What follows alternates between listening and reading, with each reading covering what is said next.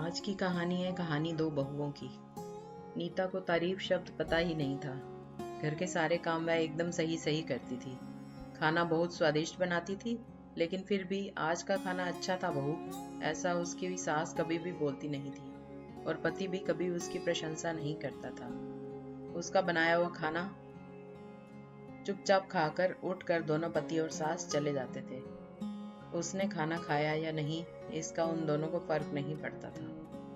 सास को वह पसंद नहीं थी।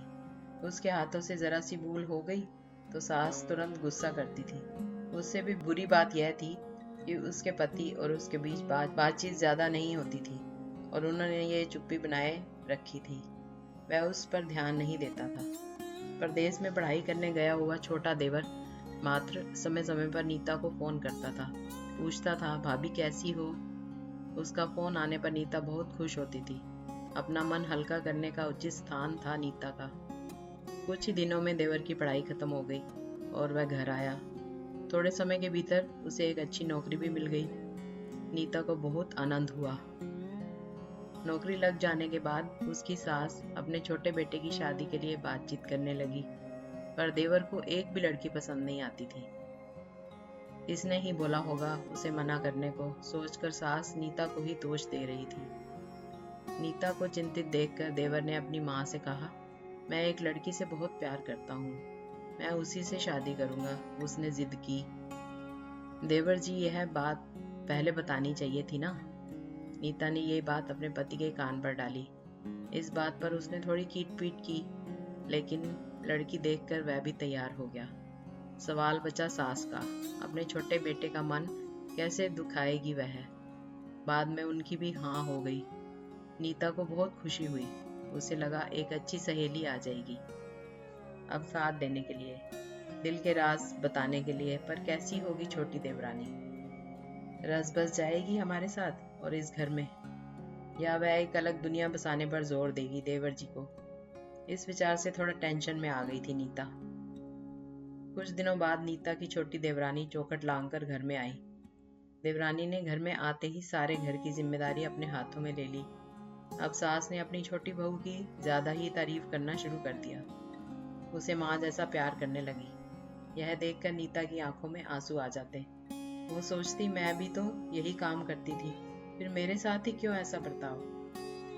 अब थोड़े दिनों बाद छोटी देवरानी पूरे घर पर राज करेगी और फिर मेरी जगह वहां पर कोने में होगी। अपने ही विचारों में खो गई नीता।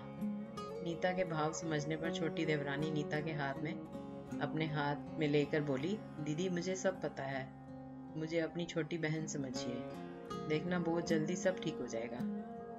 छोटी देवरानी ने पूरे घर की जिम्मेदारी तो ले ली, लेकिन कामों में कुछ न कुछ बार बार भूल करती थी। फिर देवरानी नीता के पास जाती और मदद मांगती थी। ऐसा रोज ही होने लगा। यह देखकर सास गुस्सा हो गई। मेरे रहते हुए वह छोटी बहू बड़ी बहू को क्यों पूछती रहती है।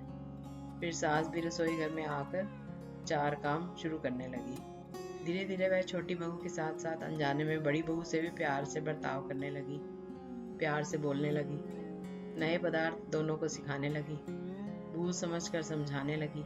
अब सास और दोनों बहुओं में अच्छी दोस्ती होने लगी। इस वजह से बड़ी बहू का स्वभाव भी अच्छा होने लगा। उसके स्वभाव में खुलापन आ गया। सास भी दोनों के साथ कभी कभी शॉपिंग तो कभी फिल्म देखने जाने लगी। वो अपनी दोनों बहुओं को समान प्यार करने लगी थी। इस वजह से घर का माहौल हंसता खेलता हो गया।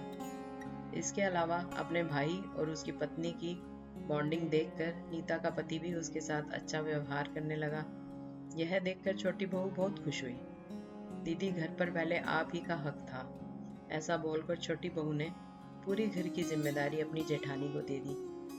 साल भर में नीता के देवर को अच्छे वेतन और बड़ी पोस्ट पर स्थानांतरित किया गया।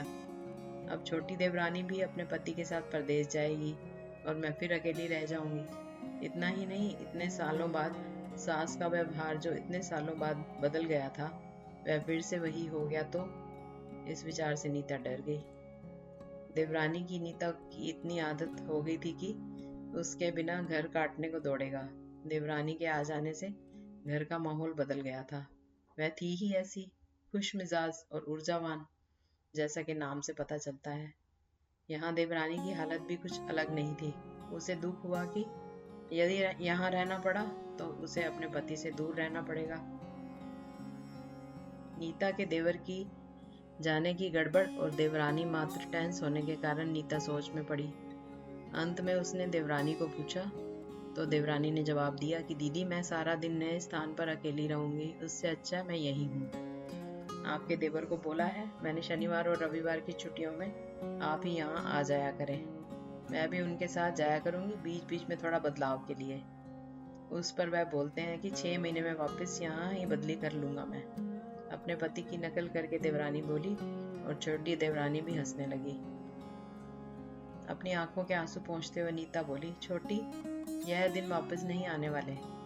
जाओ तुम अपने पति के साथ, उनके साथ भी तो कोई होना चाहिए ना।